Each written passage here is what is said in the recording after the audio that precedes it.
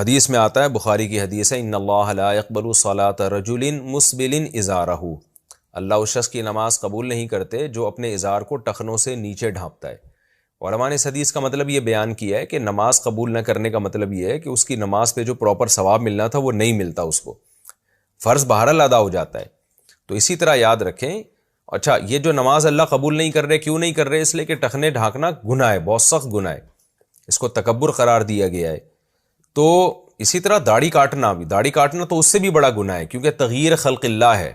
تغییر خلق اللہ سے تو اللہ نے قرآن مجید میں منع کیا ہے۔ یہ جو آپ ٹخنے ڈھانکتے ہیں یہ تغییر خلق اللہ نہیں ہے، داڑھی کاٹنا تو تغییر خلق اللہ ہے۔ اب سوال یہ پیدا ہوتا ہے کہ جب ٹخنے ڈھانکنے پر نماز قبول نہیں ہو رہی تو داڑھی کاٹنے پر تو بطریق اولا قبول نہیں ہوگی۔ بات بالکل ٹھیک ہے، کیونکہ ٹخنے ڈھانکنا بھی نماز کے دوران گناہ ہے، ویسے بھی گناہ ہے، لیکن نماز کے دوران آپ گناہ کے مرتکب ہو رہے ہیں اس لیے قبول نہیں ہوتی۔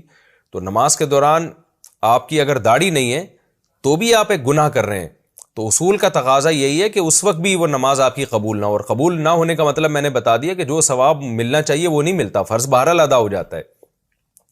لیکن یہ مسئلہ ٹخنے ڈھانکنے والے کو تو بتایا جاتا ہے، داڑھی کاٹنے والے کو کیوں نہیں بتایا جاتا؟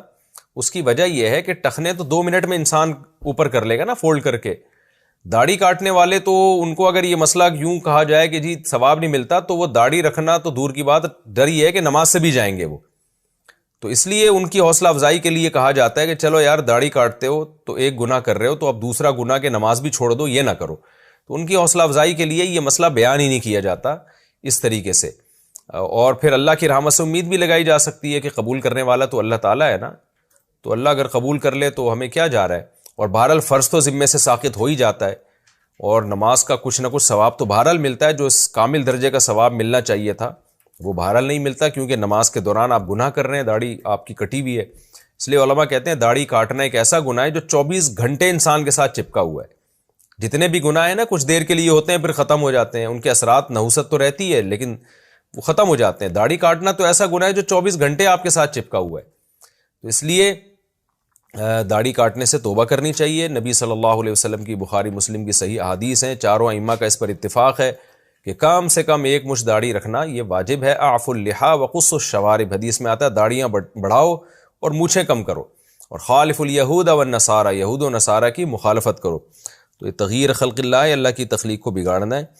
تو باقی یہ کہ جو داڑھی کاٹتے ہیں اب ایسا نہیں کہ نماز بھی چھوڑ دیں، وہ تو کم از کم نماز پڑھتے رہیں، وہ شاید اللہ اسی کی برکت سے داڑھی کی بھی توفیق دے دے۔